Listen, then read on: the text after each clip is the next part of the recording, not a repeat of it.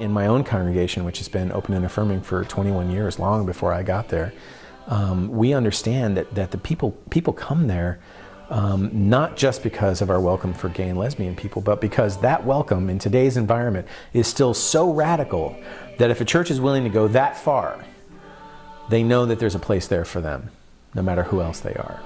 They know that when we say, no matter who you are, no matter where you are on life's journey, we mean it, because those people are there, and those people, there must be a place here for me too.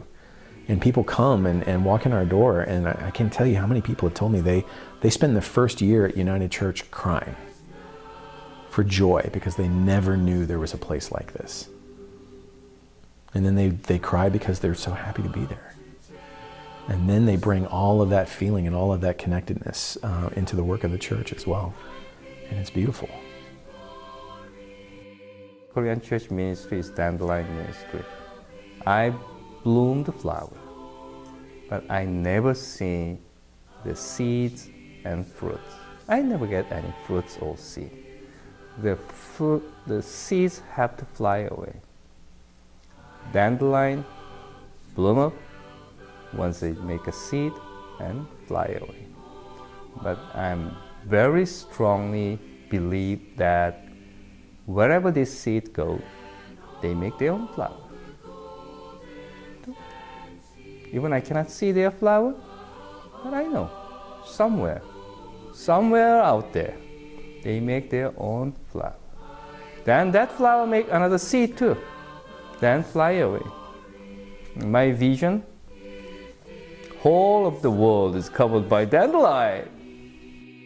I feel like a lot of things I do come from church because, I have had my first friends there and things like that, but then also I've been a part of the youth group and things like that, so I've gone on mission trips. I help teach Sunday school, so I feel like every stage in my life it's been that way, and I found Silver Lake through church, and that's a really big part of my life too.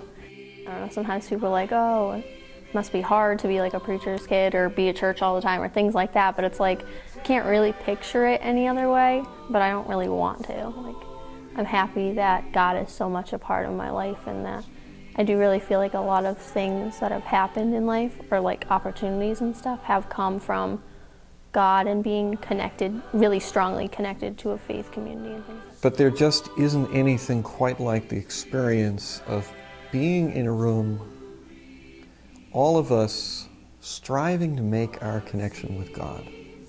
We each have to make it in our own way, and so we're all coming at this one grand divine figure quite literally from every point on the sphere, and if I could think in 4 dimensions and every point in time as well.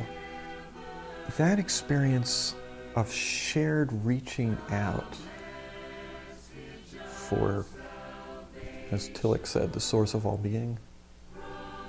Is there a substitute for that? The vision for Amistad Church from the very beginning was to couple the strength that we have to gather and to convene. Also in our tradition, the freedom of the pulpit and the voice that we have to merge that in a context of worship and action. So to couple those two things together, and that still does matter. It matters that we gather together, and we gather together in celebration, in observance. That's what communion is for us, as well as we gather as a family.